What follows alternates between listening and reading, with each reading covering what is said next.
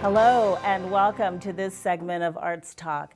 I'm Sherry Burr, your host, and my special guest for this segment is Max Evans, the legendary New Mexico author and one of the editors of his book, Max Evans and a Few Friends. So please join me in welcoming Max Evans and Slim Randall.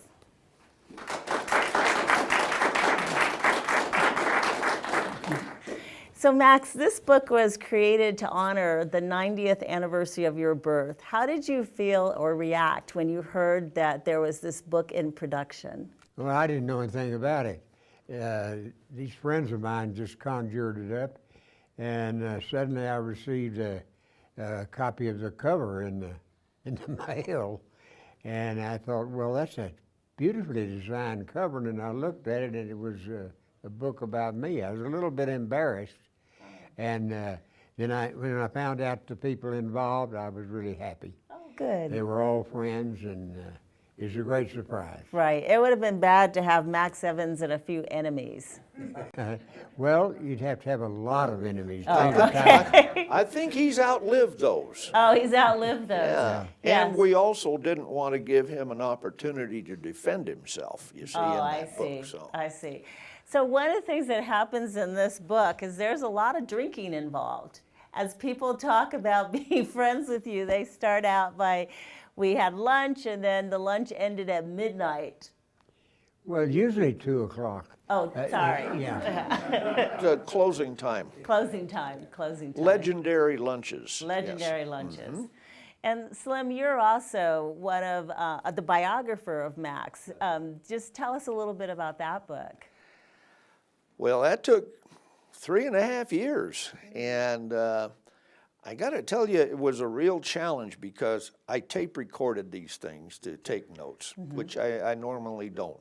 But I did tape record these. Max liked to go to this Chinese restaurant where he had this favorite table sitting right there where they were coming in and out of the kitchen. So all you could hear was loud things in Chinese and pots and pans banging, and it was a challenge. But it was fun. That's good. Yeah. Compared to this book came together in a couple of months. I Yes. remember getting an email call saying, we're doing this book, can you contribute a chapter? Yes, that was about 2 months, I believe. And that thing was put together, and it was a real labor of love, and we're awfully glad we could do it. So do you know who came up with the original idea to do this? Yes, it was Barb Awalt and Ollie Reed and I. Oh, okay. We were standing outside Bookworks down there talking, and said, hey, you know, Max's 90th birthday's coming up, and Barb said, well, let's put a book together. And that was it. And a few months later, we had it. Wow, that's amazing. So, yeah. And you had the launch of the book the day of your birthday, near the day of your birthday. And so how did that feel to have at Bookworks all these people come out to celebrate your birthday? No, I really enjoyed it. Yeah, I got to see a lot of people that I didn't think I'd, be with again. And all friends, nearly all of them. Nearly all of them. And, yeah, I'm 90%, as Slim said, I've thinned out the enemies, outlived most of them. And so it was a grand time. That's good. It was. I ran into everybody I'd met in the last 30 years. Wow. Wow. You mentioned people dying off, and I remember when you wrote Madam Millie about the legendary owner of brothels from Silver City, New Mexico to Ketchikan, Alaska. You said that you had to wait until many of the people were dead. Yeah, well, I wouldn't be here today, you see. Oh, if you had published that book while they were alive? Yeah, when I finished it, I had to wait several years because I had to wait for people to become, in their own manner, deceased. Because otherwise they would have shot me for what I said about them. Okay. And in this book, there's talk about the fact that you've been shot a couple of times. Well, yeah.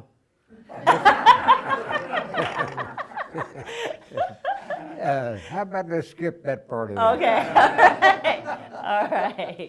All right. Let's see if there are any questions from the audience for either Max or Slim. Suzanne, can you stand up for a second? Yes. So either of you can answer this question because you both write. And so you said that the biography on Max took 3 years, and then this book took a lot less time. And so I'm just curious, how many hours a day do you spend writing, or does it change with different books? Oh, that's a Well, good you question. asking me or Slim? No, both of you. How many hours a day do you spend writing? Well, I really can't figure it because I'm an obsessive writer, and I just start and I write till I'm exhausted. Sometimes 3-4 hours, sometimes all day and all night. So I can't give it a definitive answer to that. I think that's a truth for every writer. I think they all have their own way and their own emotions and their own endurance period. And the problem is, and it's a good problem, is to know when you reach that point of exhaustion. It's really important to know that, be aware of it, and just quit until you're refreshed and ready to go again. That's good advice. With me, it's a little bit different because I write a weekly newspaper column, and we have a television segment, and now we have a podcast. So I have steady things I have to do each week. But on books, yeah, something strikes you and you sit down and you write it till it's done, or you can't stay awake anymore. And so it varies. Okay. It varies. That's interesting. Yeah. Okay, other questions? Yes, Jasmine, can you stand up, please? So what was it about Mr. Evans that motivated you to write a book about him? He told me if I didn't do it, nobody would. It was an obligation. Isn't that right? That's exactly right. Somebody else started to write a book about him, but he decided to become a hippie and move to a Greek island and write Japanese poetry. Wow. And what I'm a not switch. kidding. It sounds like a joke, but well, I say it is a joke, but it's a true one. Yeah. But he So- skipped a place. He went crazy and became a Benedictine monk first. Wow. I don't lead quite that colorful a life, so he told me, he said, if you don't do it, nobody will. And so I did it, and I'm awfully glad to do it, but there were times when it was quite difficult too. A lot of work. That's a lot of homework. To do a And to biography? run into somebody that's been around as long as Max and has done all the things that he's done, you know, after the book was published, years after the book was published, he'd tell me a story. I said, well, why didn't you tell me that when I was doing the book? Oh, I forgot about that. Oh, man. Okay. We have time for one more question before we go to break. Can you stand up, Monique, please? Thank you. For each of you guys, what's one of your most memorable experiences with either each other or friends or any of the above? Well, I think reading the first chapter was my most memorable experience because it really pleased me. Oh, that's He was good. being straight and honest and wasn't flourishing any abstract thoughts. He was just straight on writer. Okay. That's what a professional writer is, and I knew, hey, I got a pro here doing this. Thank you, Max. That's very kind. Okay, very quickly, Slim. I don't know, it's been 30 years. And we've had an awful lot of fun experiences. I think one of the greatest honors I ever got was when I started teaching magazine writing at UNM, and I got his daughter Cheryl as a student. Oh, I said, you know, that's like getting Chopin's kids for piano lessons. wow.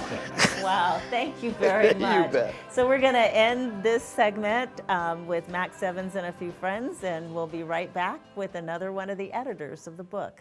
Thank you.